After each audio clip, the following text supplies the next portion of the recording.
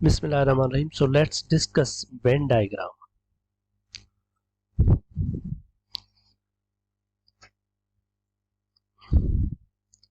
for sets.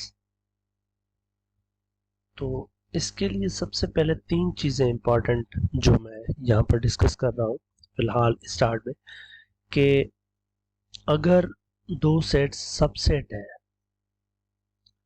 यानी कि subset हैं तो फिर डायग्राम किस तरह से बनता है, और अगर ओवरलैपिंग है तो डायग्राम कैसे बनता है, ओवरलैपिंग सेट्स हैं तो फिर डायग्राम कैसे बनता है, और अगर डिसजॉइंट है सेट्स तो फिर जो है वो कैसे जो है वेन डायग्राम बनता है।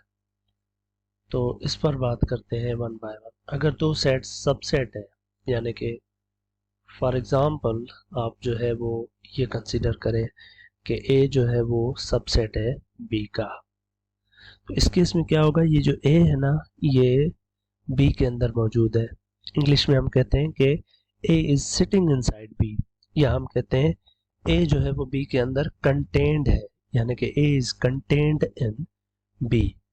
तो इस तरह के केस में आप क्या करेंगे, अगर आपके पास यूनिवर्सल सेट यानी एप्सिलॉन मौजूद है तो वो आप पहले एप्सिलॉन बनाएंगे इस तरीके से, फिर आप क्या करेंगे इसके अंदर आप बनाएंगे सेट बी जो कि बड़ा सेट है आपका, like a circle, forgive me for this crazy drawing, ये आपका सेट बी हो जाएगा। और ए जो है वो इसके अंदर मौजूद है तो वो सबसेट है यानी कि अंदर है, तो ए को बिल्कुल आपने इस बी के अंदर रखना है, यहाँ पर ये आपका ए हो जाएगा।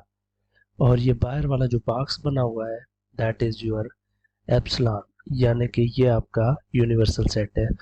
और अगर आपके पास यूनिवर्सल सेट नहीं है और आप जो है वो बनाना चाह रहे हैं डायग्राम इस सबसेट बी का, और आपके पास अगर यूनिवर्सल सेट नहीं है तो इस बॉक्स बनाने की ज़रूरत नहीं है, फिर आप डायरेक्टली जो है वो बी सेट एक बनाएंगे इस तरह से, ये आपका बी सेट होगा और इसी के अंदर जो है फिर आपका ए जो है वो कंटेंट होगा। तो जब भी आपका ए सबसेट है बी का तो सबसेट जो है वो उसको अंदर बना देना है जिसका सबसेट है उसी के। अब आ जाते हैं ओवरलैपिंग सेट्स की तरफ।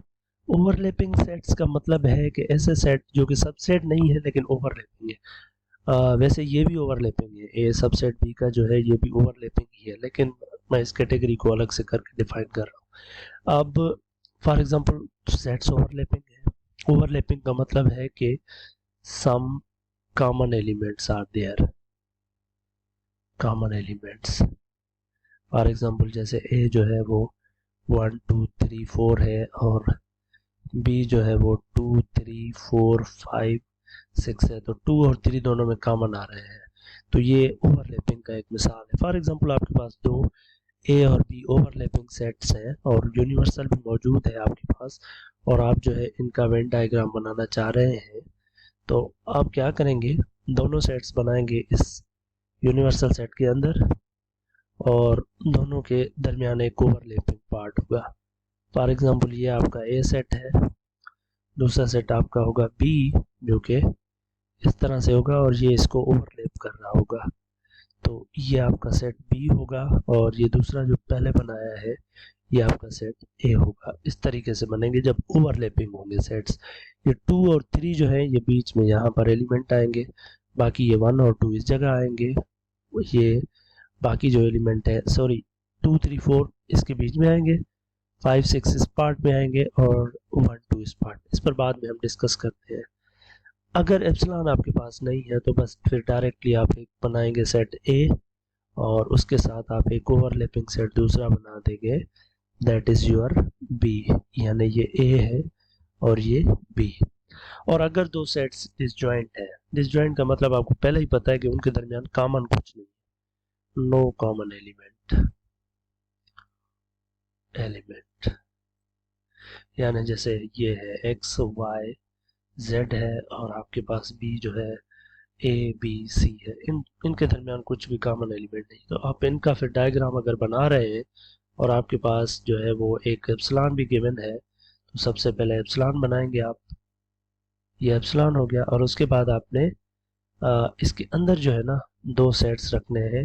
ایک سیٹ ہوگا آپ کا اے اور دوسرا سیٹ آپ کا بی ہوگا. دونوں ایک دوسرے سے دور ہوں گے. وجہ کیا ہے؟ کیونکہ یہ ڈس جوائنٹ ہے، ان کے درمیان کچھ بھی کامن نہیں ہے.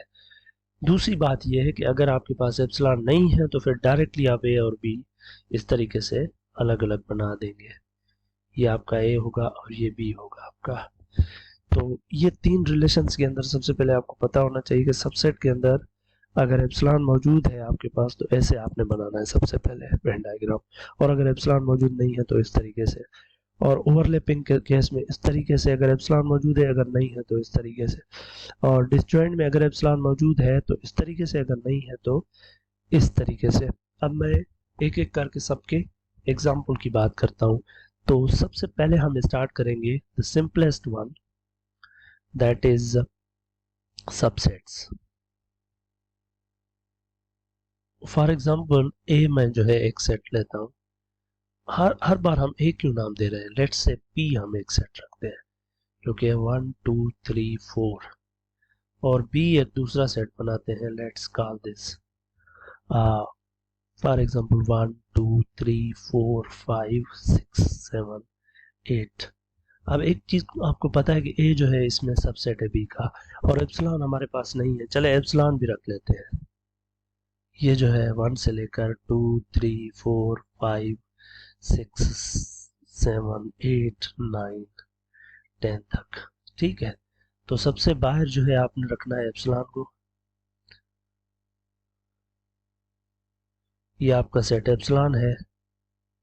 اس کے اندر دو سیٹ ہیں اے اور بی، اور اے اور بی اس طریقے سے ہیں کہ بی جو ہے اے اس کا سب سیٹ ہے. اے یعنی بی کے اندر آئے گا. اب اے کے اندر سوری پی جو ہے وہ، یہ بی اس کو کیو کر دیتا ہوں میں. تو یہ اندر والا سیٹ جو یہ چھوٹا ہے یہ آپ کا پی ہے. اس کے اندر کون سے ایلیمنٹ ہے؟ 1 2 3 4. ٹھیک، یہ پی کے اندر ہے. تو یہ 1 2 3 4 یہ پی والے ہو گئے. باقی یہ جو رہ گئے یہ بی سے باہر ہے. پی سے باہر ہے لیکن بی کے اندر ہے. یہ پی کے باہر ہے لیکن بی کے اندر کیو کے اندر ہے. یہاں پر اس کیو کے اندر ہے. یہ پی والے ہو گئے 1 2 3 4. اب 1 2 3 4 یہ ہو گئے. باقی یہ جو کیو کے بچ گئے ہیں نا یہ باہر رکھیں گے آپ اس پارٹ میں. 5 6 7 8. لیکن اب ایپسلان میں دیکھیں تو یہ 1 سے لے کر 8 تک یہ آ چکے ہیں اس ایپسلان میں اندر 8 تک. باقی کون سے رہ گئے؟ 9 10. یہ 9 10 یہی کہیں باہر گھوم رہے ہوں گے. تو اس طریقے سے آپ بنائیں گے. اور اگر آپ کے پاس ایپسلان نہیں ہے، جسٹ 2 سیٹس ہیں. ایک آپ کے پاس لیٹ سے ایکس ہے سیٹ جس کے اندر ہے 1 2 3، اور دوسرا وائی ہے جس کے اندر ہے 1 2 3 4 5. تو آپ دیکھ سکتے ہیں کہ ایکس جو ہے وہ سب سیٹ ہے وائی کا. تو اس کا مطلب یہ ہے کہ جب ڈائیگرام بنائیں گے تو یہ ایکس جو ہے یہ وائی کے اندر سیٹ کرے گا. یہ ایکس ہوگا، یہ وائی ہوگا آپ کا. تو اب ایکس کے اندر کون سے ایلیمنٹ ہیں؟ 1 2 3 1 2 3. وائی کے اندر کون سے ہوں گے؟ 4 5. یہ جو ایکس کے باہر آ گئے. تو اس طریقے سے سب سیٹس کے ہمیشہ آپ وین ڈائیگرامس بنائیں گے. جیسے آپ کی بک کے اندر ایک بہت ہی اچھا مثال دیا ہوا ہے کہ آپ کے پاس پی جو ہے وہ ایک سیٹ ہے 1 2 3. یہی ہے مثال تقریباً. کیو جو ہے وہ ہے 1 2 3 4. آپ دیکھ سکتے ہیں پی جو ہے وہ کیو کا سب سیٹ ہے، لیکن ایپسلان نہیں ہے موجود. تو باہر پی کیو بنے گا جو بڑا سیٹ ہے، اس کے اندر ایک پی بنے گا. اب پی کے اندر کون سے ایلیمنٹ؟ 1 2 3. باقی کیو کے اندر یہ 4 یہاں پڑا ہوا ہے. اس طریقے سے آپ سب سیٹس کے کیس میں بنائیں گے. اب آ جاتے ہیں اوور لیپنگ کے اوپر، یعنی this category over lapping seats. اس میں اور بھی چیزیں ہو سکتی ہیں لیکن یہ مینلی آپ کے پاس جو 3 کیٹیگریز ہیں یہ بہت امپورٹنٹ ہے. تو فار ایگزامپل میں ایک سیٹ ڈیفائن کرتا ہوں ای، دیٹ از ENGLISH. یہ ای ہو گیا سیٹ. دوسرا سیٹ ڈیفائن کر رہا ہوں میں F. Let's call this H. and this is HISTORY.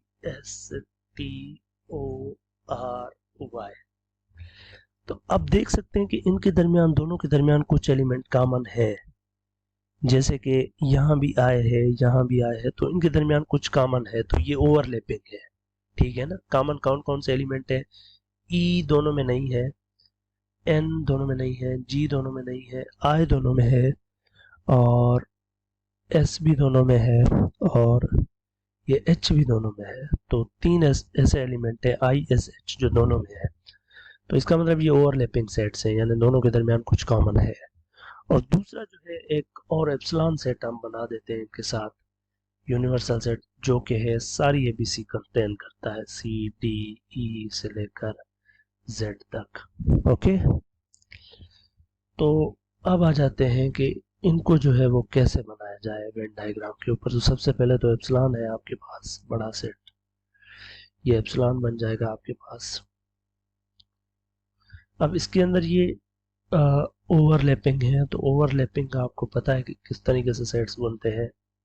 Overlapping के सेट्स ऐसे बनते हैं, दोनों के दरमियान कुछ कॉमन होता है। ओके, सो सबसे पहले कॉमन एलिमेंट कौन से हैं?